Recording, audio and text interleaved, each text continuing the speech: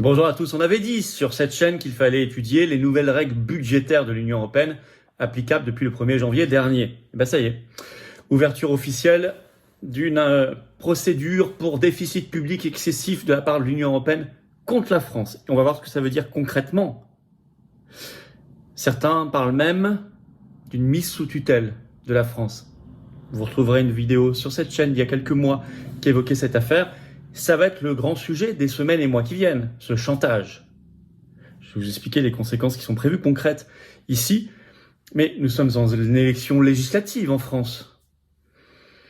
Que disent les trois blocs principaux candidats macronistes, RN, Union nationale, Nouveau Front populaire? Que disent-ils par rapport à cela? Que disent-ils, puisque aucun des trois ne veut le Frexit, ne veut sortir de l'Union européenne, donc se libérer de tout ça? On va voir que si on s'en libère pas, il y a des choses pas terribles qui nous attendent derrière. Écoutez, on y va. Alors, la France, bientôt sous tutelle de l'Union européenne. Que se passe-t-il? Comment se positionnent les candidats aux législatives? Alors, la procédure, dépêche AFP qui est tombée ce 19 juin, le titre, la France visée par une procédure européenne pour déficit public excessif, ça y est. Annoncé donc à l'initiative de la Commission européenne, ça frappe plusieurs pays, la France, l'Italie, la Belgique, la Hongrie, la Pologne, la Slovénie et Malte. Alors précise bien cette dépêche AFP que c'est l'application des règles réformées et réactivées cette année puisqu'elles avaient été congelées pendant le Covid. Elles sont réactivées depuis le 1er janvier 2024, mais elles sont un peu différentes des précédentes. Et pour la France, on l'avait étudié sur cette chaîne, elles sont plus dures. Et l'AFP précise dans sa dépêche, pour l'instant, ces punitions, parce qu'il s'agit bien de punitions européennes, n'ont jamais été appliquées, mais ça pourrait bien changer là. Quelles sont en effet les conséquences possibles d'une procédure européenne pour déficit public excessif? D'abord, c'est une amende qu'on doit payer à l'Union européenne. Alors, Le Monde l'explique dans un article du 19 juin sur ce sujet. Je vais vous lire un extrait. Les règles européennes imposent aux pays en déficit excessif une réduction minimale du déficit de 0,5 points par an, ce qui suppose un effort de rigueur massif, on va y revenir. Le pacte de stabilité prévoit en principe des sanctions financières à hauteur de 0,1% du PIB par an, pour les pays qui ne mettront pas en œuvre les corrections imposées, soit près de 2,5 milliards d'euros par an pour la France. Donc c'est ça l'amende, 2,5 milliards d'euros d'amende par an. Sur un quinquennat, ça fait 12 milliards et demi. 0,1% du PIB.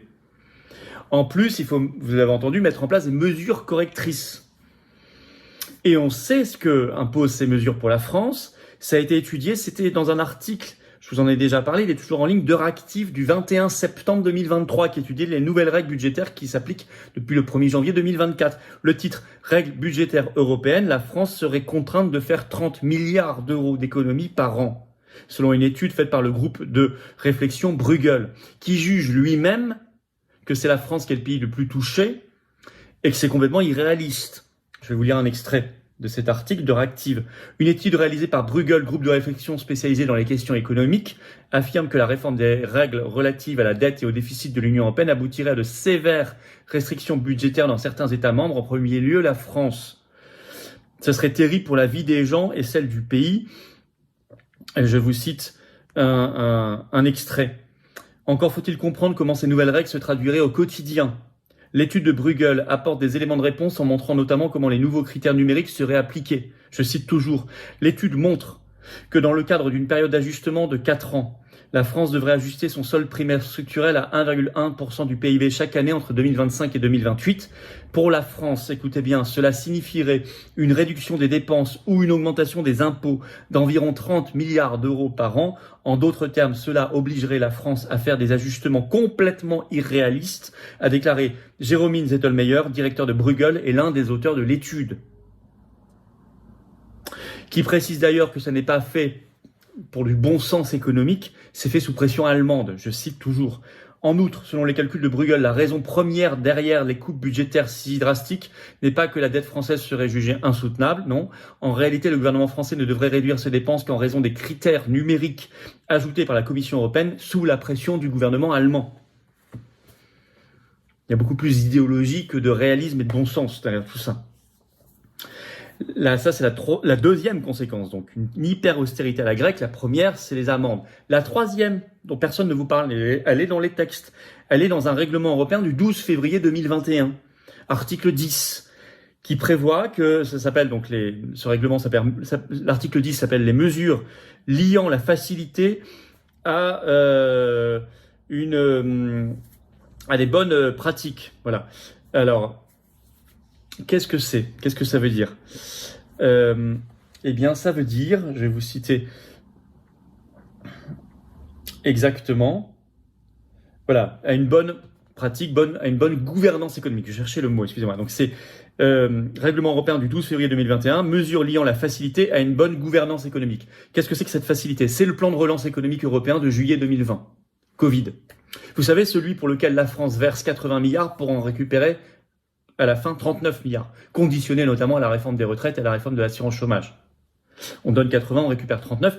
Et en plus, ce règlement européen, article 10, précise que l'Union européenne, s'il y a effectivement une procédure pour déficit public excessif, peut suspendre totalement ou partiellement le versement de ce plan. Donc en plus, puisque maintenant c'est le cas, on pourrait ne même pas avoir les 39 milliards totalement ou partiellement.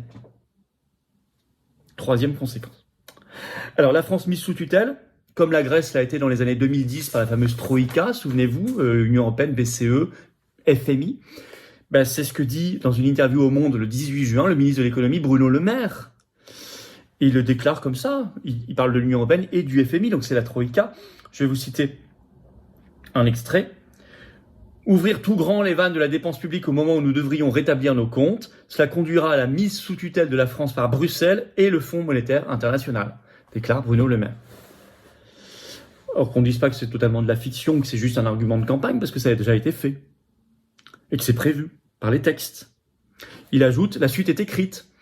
Austérité et hausse massive des impôts. Ou alors, précise-t-il, les programmes de ses adversaires, donc Nouveau Front Populaire ou RN Union Nationale, ne seront pas appliqués, ce qui veut dire mensonge, arnaque et renoncement politique complet.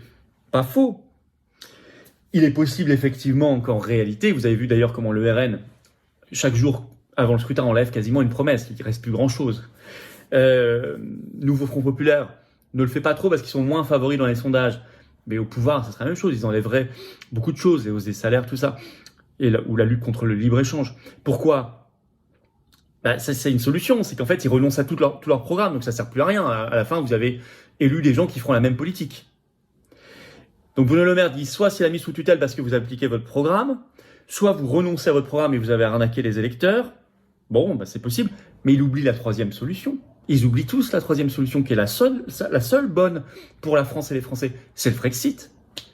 À la fois pouvoir appliquer son programme et ne pas être mis sous tutelle. Et ça suppose être un pays indépendant et libre. Ça suppose de sortir de l'Union européenne. Ça s'appelle le Frexit. Et ça, évidemment, c'est la troisième solution, la seule bonne qu'il masque. La seule dont il ne parle pas, évidemment. La seule qui échappe au chantage de l'UE et du FMI. Par ailleurs, cette notion de France mise sous tutelle, mais la France est déjà sous tutelle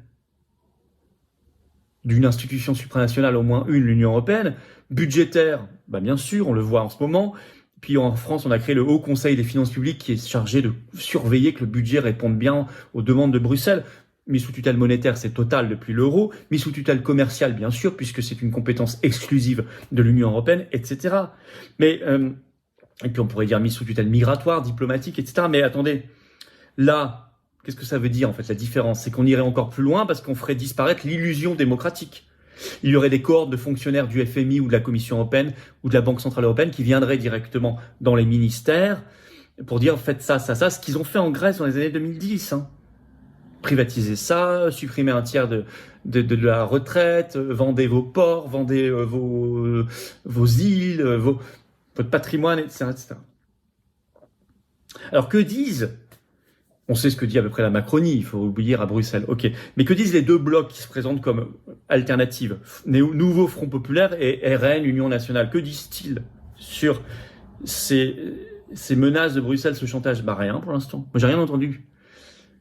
Puisque les deux refusent le Frexit, comment vont-ils répondre? Ça, c'est une vraie question qu'il faudrait leur poser en pleine campagne législative. C'est maintenant ou jamais. On la pose, nous. Posez-leur. Il faut pousser à ce grand moment de vérité, de clarification. L'histoire accélère. Chacun est au pied du mur, voilà. Qu'est-ce que vous allez faire? C'est la grande actualité des semaines et des mois qui viennent, je vous l'annonce. Hein. Moi, je vous le dis ce qu'il faut faire. Un pays indépendant. Derrière, qui sera sérieux, on ne fera pas n'importe quoi, mais on pourra choisir nos priorités de politique publique, budgétaire. On pourra choisir. On pourra faire aussi les économies qu'on veut. On pourra faire les dépenses qu'on veut. On pourra choisir nos priorités. Ben oui, mais pour ça, il faut être libre. Et il faut avoir l'instrument monétaire aussi. Essentiel dans ce genre de situation. Avoir une nouvelle monnaie nationale, sortir de l'euro. Tout est cohérent. Et c'est ça qui débouche l'avenir, qui crée un avenir. Un projet national, un beau projet. Non, il a raison.